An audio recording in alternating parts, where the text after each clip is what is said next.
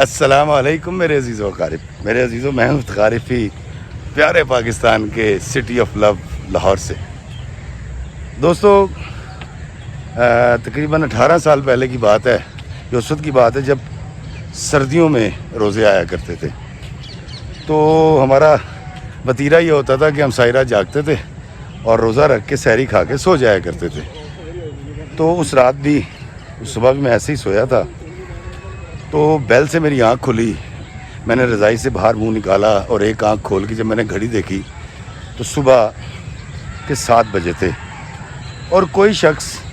میرے گھر کی ڈور بیل کو بار بار بجا رہا تھا، اور ڈور بیل بجانے کے بعد ایک صدا آتی تھی کہ دے سکیہ اللہ کے نام پہ، اللہ تیری مراد پوری کرے۔ کوئی فقیر تھا۔ پہلے میں نے سوچا کہ میں لیٹا رہتا ہوں، یار یہ چلا جائے گا، اس کو احساس ہونا چاہیے کہ میں روزہ رکھ کے سو رہا ہوں، صبح صبح آ گیا۔ اب سردی میں آپ کو پتہ ہے رضائی سے نکلنے کو دل تو نہیں کرتا، لیکن جب وہ فقیر نہیں گیا اور بار بار بیل بجاتا رہا تو میں نے بڑی مشکل سے میں اٹھا، میں نے جیکٹ پہنی، جیکٹ پہن کر میں نے اونی ٹوپی لی اور ایک 100 کا نوٹ جیب میں ڈالا، اور میں اپنے اوپر والے پورشن سے سیڑھیاں اترا اور نیچے آیا، دروازہ کھولا تو دیکھا کہ وہ فقیر گلی مڑ گیا، کیونکہ میری گلی بند ہے گھر کی اور آخری گھر میرا ہے۔ مجھے احساس ہوا اور میں بھاگ کے اوپر اپنے پورشن میں آیا، جوتی پہنی، اور جوتی پہن کر جب میں گلی کی نکڑ پر پہنچا تو وہ فقیر بڑی تیزی سے اگلی گلی کی بھی نکڑ مڑ چکا تھا اور جا چکا تھا۔ میں نے تردد نہیں کیا، میں واپس آ کے سو گیا۔ لیکن اب میں یہ سوچتا ہوں کہ وہ اس دن ہوا کیا؟ دوستو، ہوا یہ تھا کہ وہ فقیر جو بار بار صدا لگا رہا تھا، بیل بجا رہا تھا، جب اس کا تقاضا اور اس کا سوال مقررہ وقت پر جو اس نے مقرر کر رکھا تھا پورا نہیں ہوا تو اس نے مانگنا چھوڑ دیا اور چلا گیا، جبکہ میں اس کو 100 روپیہ دینے کا ارادہ رکھتا تھا۔ مجھے کبھی کبھی لگتا ہے کہ شاید اسی طرح میرے ساتھ بھی ہوتا ہے کہ جب میری دعائیں، وہ التجائیں جو میں اللہ سے کرتا ہوں، جب بر وقت یا میرے مقرر کیے ہوئے وقت پر پوری نہیں ہوتی تو پھر میں اللہ سے مانگنا چھوڑ دیتا ہوں۔ دوستو، یہ تو بڑی زیادتی نہیں ہے کہ آپ مانگت ہوں اللہ کے آگے اور وقت بھی خود ہی مقرر کر لیں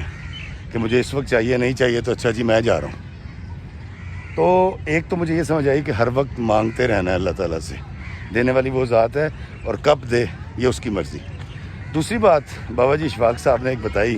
یہ بھی بڑی ایک اعلیٰ بات ہے، اور وہ یہ کہ بابا جی کہتے ہیں کہ ایک اٹالین ڈائریکٹر جو ہے وہ پاکستان فلم بنانے کے لیے آیا، اور اس کو ایک بڑے فقیر منوش چہرے کی اور ایک ایسے کریکٹر کی ضرورت تھی جس کی داڑھی لمبی ہو اور اس کے بال زلفیں لمبی ہوں اور فقیر ٹائپ ہو۔ تو اشفاق صاحب کہتے ہیں میں نے ان سے کہا کہ آپ بابا علاؤدین کو دیکھ لیں۔ انہوں نے کہا نہیں یار، مجھے ایکٹر نہیں چاہیے، مجھے ریئل ایک کریکٹر چاہیے اپنی زندگی میں اس کو فلم میں لوں گا۔ دوستو، بابا جی اشفاق صاحب کہتے ہیں کہ ہم شوٹنگ کر رہے تھے اور شوٹنگ دیکھنے کے لیے لوگ جمع ہوتے تھے، تو ایک دن شوٹنگ کے دوران ایک بالکل اسی طرح کا فقیر آ گیا اور اس فقیر نے آ کر شوٹنگ دیکھنی شروع کر دی۔ تو ڈائریکٹر نے جب اس فقیر کو دیکھا تو بڑا خوش ہوا، اس نے کہا یار مجھے یہ والا کردار چاہیے، اس سے بات کرو، اٹالین زبان میں کہا۔ بابا جی اشفاق صاحب نے اس سے بات کی تو وہ درویش نے کہا ٹھیک ہے جی میں فلم میں کام کر لوں گا، اور ڈائریکٹر نے اشفاق صاحب کے ذریعے اس کو یہ بتایا کہ یار ہم تمہیں یورپ لے کے جائیں گے، وہاں تمہاری شوٹنگ ہوگی 1 ہفتے، اور اس کے بعد تم آ جاؤ گے اور ہم تمہیں اتنے پیسے دیں گے۔ تو وہ درویش بڑی داڑھی اور بڑی زلفوں والا بڑا خوش ہو گیا، یار یہ تو کمال ہو گیا، میری زندگی بدل جائے گی، مجھے اتنے سارے پیسے مل جائیں گے اور میں ایکٹر بھی بن جاؤں گا۔ تو اس بندے سے معاملہ طے ہوئے، اس کا پاسپورٹ بنا، اور جب سارے معاملہ طے ہو گئے اور اس کی باہر جانے کی باری آئی اور اس کو بلایا گیا ایک دن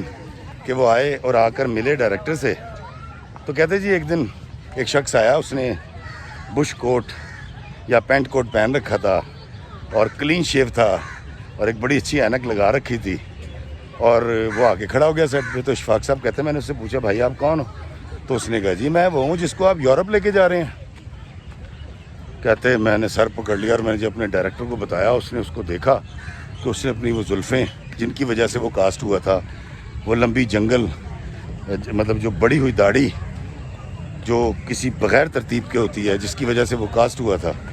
اس نے وہ صاف کرا دی تھی، کلین شیو کر لی تھی. اور اس کا کہنا یہ تھا کہ جی میں نے تو ایکٹروں کو ایسے ہی دیکھا، کلین شیو ہوتے ہیں، صاف ستھرے اور پینٹ کوٹ پہنتے ہیں. تو اس شخص کا وہ چانس یورپ جا کے شوٹنگ کرنے کا ضائع ہو گیا، اور وہ اس کو پیسے بھی نہیں ملے جو پیسے اس اٹالین ڈائریکٹر نے اس کو دینے تھے، کیونکہ اس نے اپنا وہ روپ بدل دیا جو اس ڈائریکٹر کو مطلوب تھا. دوستو اسی طرح سے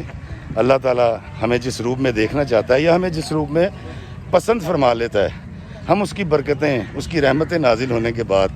اپنا وہ روپ، اپنا وہ گیٹ اپ یا وہ اپنا اندر بدل دیتے ہیں. جب ہم وہ روپ رنگ اور وہ اندر کا روپ رنگ بدل دیتے ہیں تو پھر ہم اللہ تعالیٰ کے چہیتوں میں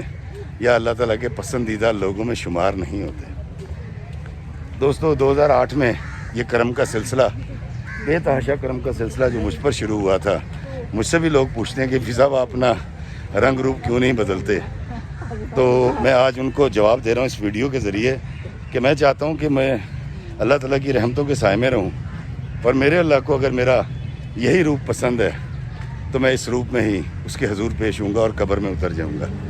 اللہ تعالیٰ ہمیں آسانیاں عطا فرمائے اور آسانیاں تقسیم کرنے کا شرف عطا فرمائے. آمین. السلام علیکم ورحمۃ اللہ وبرکاتہ.